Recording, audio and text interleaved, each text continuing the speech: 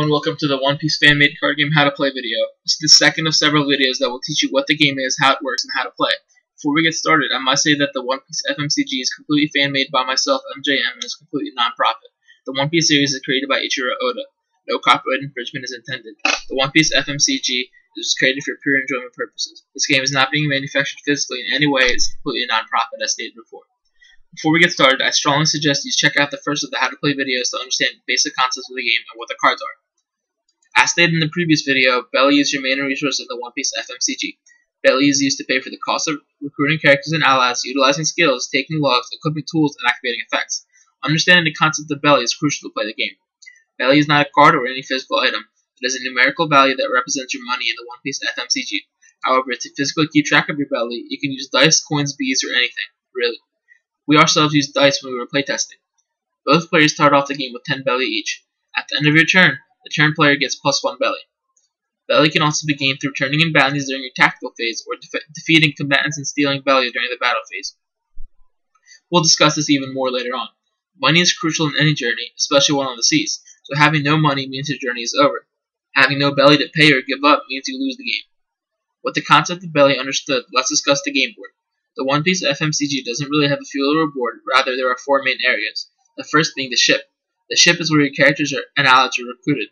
Skills are not considered to be on the ship, however logs are, until their effects are applied and sent to your discard pile. The discard pile is where your skills logs are sent to after resolution. Also, characters and allies and tools are sent there after being discarded. Then we have the deck area. The deck area is where you keep your main deck of 40 cards. The secondary deck area is where you keep your secondary deck of 20 cards. With the background of the game established, let's go into the general gameplay. There are 4 phases in the One Piece FMCG. The start phase, the tactical phase, the battle phase, and the end phase. Since this is a turn-based game, after your turn is your opponent's turn, and after your opponent's is yours, and etc. Players should decide who goes first by playing rock, paper, scissors, rolling a die, or flipping a coin. Players begin with 10 Beli, as stated before. Before the game begins, both players must draw 5 cards from their respective decks. Then the start phase begins. The start phase has 3 steps within it. First is the start step. This is for effects that activate before you draw. Then the draw step, which is when you draw for your turn. Then the preparation step for effects after you draw. Then you can proceed into the tactical phase.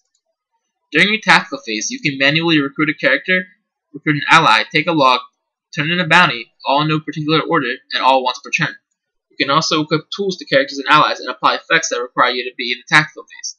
Turning in a bounty is a unique game mechanic that allows you to once per turn discard a card from your hand.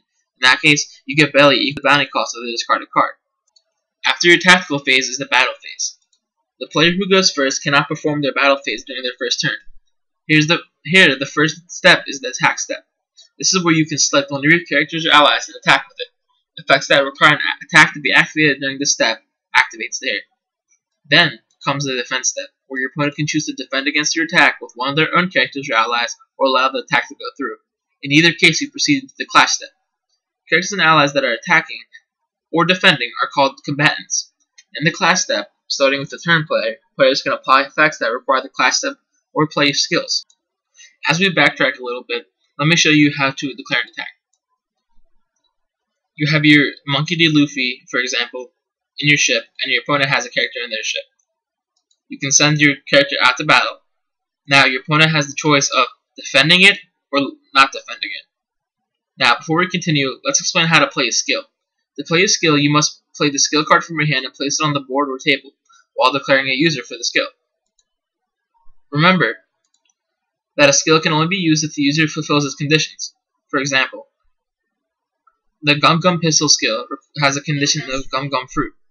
Since Monkey D. Luffy has Gum Gum Fruit, it is able to use it. You can also use skills if they have the same color of the character and the skill itself. After declaring the user of the skill, you usually declare the target. Before we go on any further, we have to explain skills that target.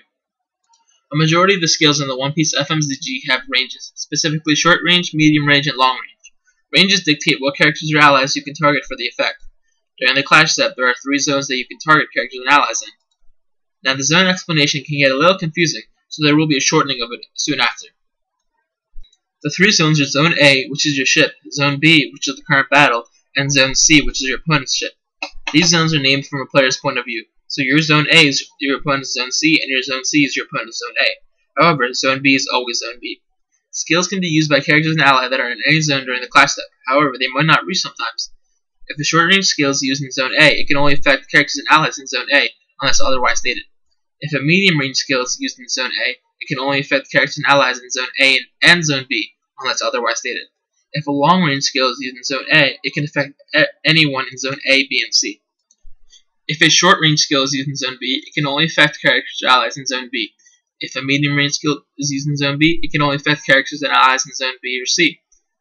If a long-range skill is used in Zone B, it can affect characters in all zones A, B, and C. If a short-range skill is used in Zone C, it can only affect characters and allies in Zone C. If a medium-range skill is used in Zone B, it can only affect characters and allies in Zone B and C. If a long-range skill is used in Zone C, it can affect characters and allies in Zone A, B, and C. Some skills, however, do not have a range, and in this case, you can select any character or ally that it allows. Now, after a skill's user is declared and a target is selected, if there is one, the opponent has the opportunity to respond with an effect or another skill. But before we continue, let's sum up the Zone A, B, and C rules. In short, short-range skills can only affect characters and allies in the same zone as the user. Medium-range skills can affect characters and allies in the same zone as the user or one zone up. Long-range skills can only affect characters and allies in any zone. And skills without a range can select any character or ally that it allows. Now, like many other games, the One Piece FMCG uses the chain system. The chain system is pretty simple. A chain is a series of cards and effects being played in or used in response to each other. A chain is created as soon as a player activates an effect or uses a card. Chains can be used during any phase and any steps with cards and effects that can be used in that phase or step. Chains usually occur during the tactical phase and the battle phase most often. The best way to explain a chain is to use an example. Player A uses a Gum Gum Pistol skill during the class step, designating Monkey D. Luffy as the user, which is in Zone B. Gum Gum Pistol doesn't have a target, so no target is selected. Note that player A is the turn player. Player B has the opportunity to respond with an effect or a skill. In this case, player B responds with a Chop Chop Cannon with Buggy as the user. Now player A can respond again. If player A chooses to respond, player B has an option to respond to that. If player A chooses not to respond, priority to respond goes back to player B. Now if player B responds, player A has the ability to respond again. A chain is created as soon as the players respond to each other or themselves. A chain ends when both players decide to not respond in a successive manner. A chain resolves in a popular term known as LIFO. LIFO means last in, first out. Basically, the last skill or effect to be placed on the chain resolves first, and then the next one, and the next one, and so on and so forth, until every card or effect on the chain resolves or is dealt with. Note that effects can also start chains, not just skills. During the start phase and end phase, effects that activate during that phase can start chains. During the tactical phase, effects, logs, and tools can start chains as well. Multiple chains can occur during the class step, tactical phase, and really any phase. When both players successfully decide not to start a chain, we move on to the battle step during the class step. If your attacking combatant is not opposed, or we move on to the battle step if your attacking combatant is not opposed. The reward step if it is not opposed. If your attacking combatant is opposed, you continue on to the battle step.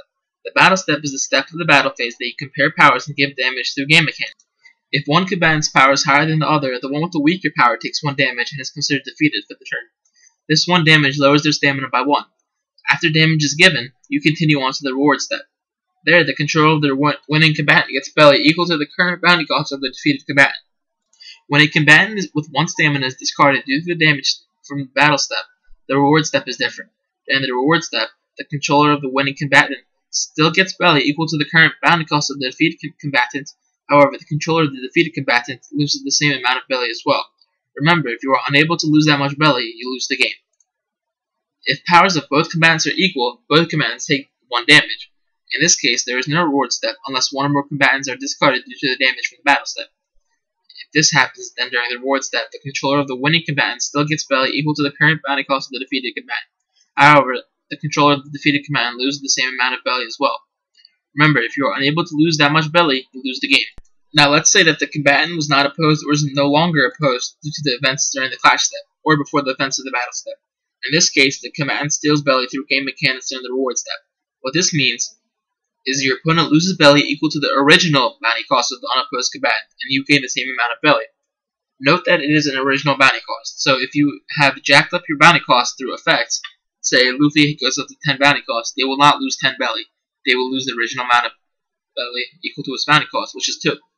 Remember, if your opponent is unable to lose the full amount, they lose the game. After your reward step, you can go back and perform another attack step. After that cycle of steps is completed, you can perform a third attack step. Basically, you can select 3 characters or allies and attack with them each turn. You cannot attack with the same character or ally twice. However, you can defend with the same character multiple times a turn. You do not have to attack with 3 characters or allies, however, you have the choice. You can attack up to 3 times per turn. After you're content with your attack, you continue into your end phase. During your end phase, you prepare to end your turn. The recovery step is the first part of the end phase. This is where effects that activate at the beginning of your end phase apply their effects. This is also where you get your +1 Beli at the end of the turn. Afterwards is your hand step. During this step, you adjust your hand so you only have 6 cards in hand. If you have more than 6 cards in hand, you must discard until you have 6. After the hand step is your end step. This is where effects that activate at the end of your end phase resolve. After the end step, your opponent begins their start phase. Now, that was the gameplay of the One Piece FMCG. Thank you for watching, and join us next time when we explain more different effects of the One Piece game and mechanics. Thank you.